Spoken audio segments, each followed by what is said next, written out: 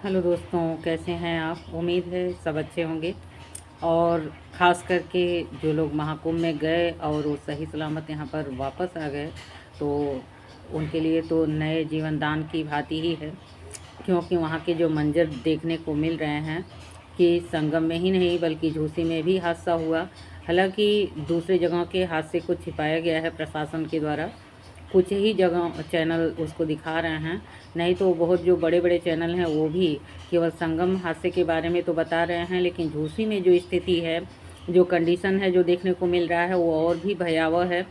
कि जब इतने सारे सामान वहाँ बिखरे हैं कि जेसीबी लगाकर हटाना पड़ रहा है, तो वहाँ की कंडीशन क्या रही होगी उस समय जब भगदड़ मची, उसका सहज ही अंदाज़ा लगाया जा सकता है। और कृपया विपक्ष से भी अनुरोध है कि इसमें राजनीति करने के बजाय जो है कि ये किया जाए कि जो लोग बचे हैं या जो लोग जा रहे हैं वो सही सलामत उनकी वापसी हो, स्नान करके वापस आएँ। और इसमें राजनीति की का कोई बात ही नहीं है। ये सनातन धर्म की आस्था है। हाँ, कहीं न कहीं सरकार की एक गलती ज़रूर है कि पहले से अंदेशा था कि 4 करोड़, 5 करोड़, 10 करोड़ कितने लोगों का अंदाज़ा लगाया जा रहा था कि भीड़ होगी, और भीड़ हुई भी। तो भीड़ के लिए समुचित व्यवस्था कहीं न कहीं नहीं रह पाई। उसी वजह से ये जो है मतलब इतने सारे लोग मारे गए और इतनी विकट स्थिति उत्पन्न हो गई है कि देख करके हृदय द्रवित हो रहा है। कितने लोग मारे गए, कितने लोग घायल हैं, यह बहुत ही दुखद हुआ। क्योंकि ऐसा तो बिल्कुल भी किसी ने सोचा भी नहीं था कि इस तरह का हादसा महाकुंभ में होगा। जैसे पहले इतना अच्छा चल रहा था व्यवस्था, और अचानक कहीं न कहीं एक साजिश की भी बू इसमें आ रही है कि कई लोग कह भी रहे हैं कि यह जानबूझ करके कि ऐसा मतलब ये किया गया, स्थिति उत्पन्न की गई कि भगदड़ मच जाए और लोग मारे जाएँ। तो जिसने भी ये किया है, जल्द ही वो तो सरकार उस पर निगरानी बनाए हुए है, पकड़ेगी ही। लेकिन फिर भी किसी को भी ऐसा करने का अधिकार नहीं है। और ख़ास करके किसी धार्मिक स्थल पर जहाँ पर इतने करोड़ों की भीड़ हो, वहाँ भगदड़ मचाने का प्रयास अगर किसी ने किया है तो उसको तो सज़ा मिलनी ही चाहिए।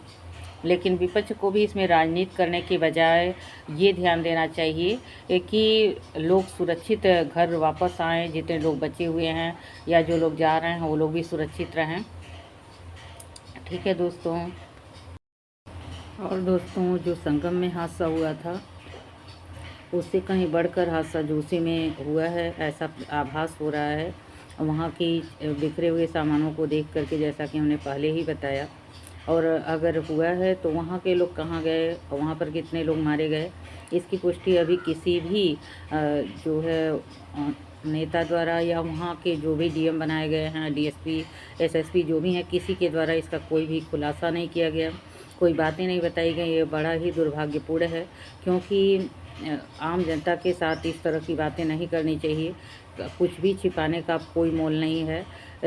कहीं न कहीं प्रशासन से वहाँ गलती ये तो हुई कि अगर अंदेशा था कि इतनी सारी भीड़ है तो उनके लिए अलग-अलग और भी रास्ते बनाए जाने चाहिए थे। और किसी भी तरह से मतलब ये पहले जैसे ध्यान रखा जा रहा था कि कहीं कोई अप्रिय घटना ना हो, उसका रखना चाहिए था।